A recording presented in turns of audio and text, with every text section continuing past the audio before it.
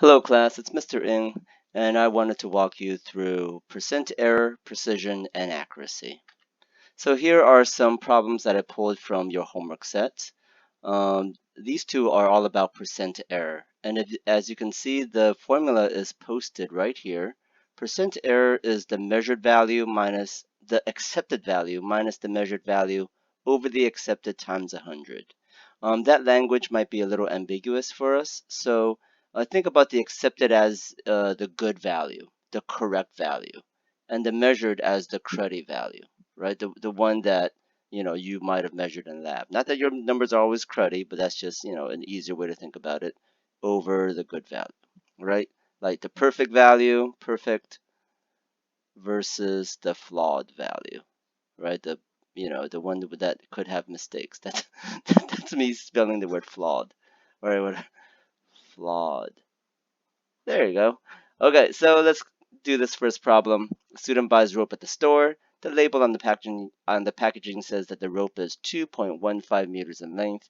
The student measures the rope as 1.85. Okay, so which one's the perfect value or the good value, and which one's the cruddy value? Well, I think this one's the better one. I mean, it's put out by the manufacturer, and it looks like this kid's just really bad at measuring, so this is the cruddy value. So knowing that, all we got to do is substitute. This is an absolute value. 2.15 minus 1.85 divided by the good value, 2.15, and you multiply that by 100. So the most common mistake here is most kids do all the steps at once. Please don't do that. So it's 2.15 minus 1.85 equal to, that I got 0.13 divided by 2.15 equal to, I got 0.139 times 100. So I get 13.95% error, right?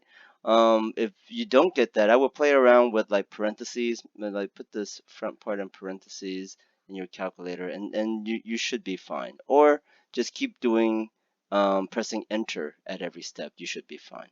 Let's try this again. A 250-gram block is placed on a balance. The balance measures the mass as 243.9 grams. What is the error of the block? So this is the correct one, right? This is the good one, and this is kind of the cruddy one. Same thing goes. Absolute value, the good number is 250, right? 0.0 minus the cruddy number, 243.9 divided by the good number, 250 times 100. So let's try that out. So 250 minus 243.9. I got 6.1 divided by 250 times 100. And I got 2.44% error. Really low error, but still for electronic skill, that's kind of cruddy. I hope that is easy for you. All you got to do is figure out what's the good number, what's the cruddy number. Good minus cruddy over good times 100. Next, your worksheet also talks a little bit about accuracy and precision. Accuracy talks about how good the numbers are. So in our analogy of the bullseye, this is a bullseye, all the arrows are kind of near the bullseye. And precision just means that all the arrows are close together. All the numbers are close together. So, I mean, as long as they're close, it's precise, right? Yeah, agree with each other, meaning all the numbers are close to each other, as opposed to being close to the real value.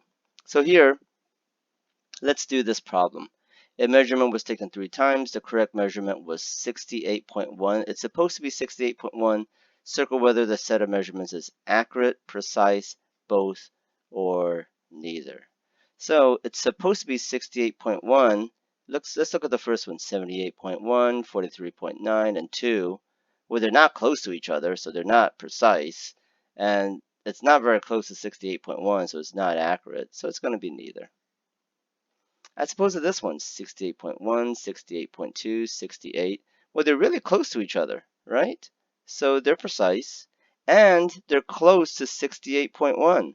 So they're also accurate. So I think the best answer is both. And here, let's look at this one's 98, 98.2, 97.9. Well, they're close to each other, so they're precise. But they're not close to 68.1. I don't think so. So they're not accurate. So the best answer here is that they are precise. There you go. Precise means that the numbers are close together.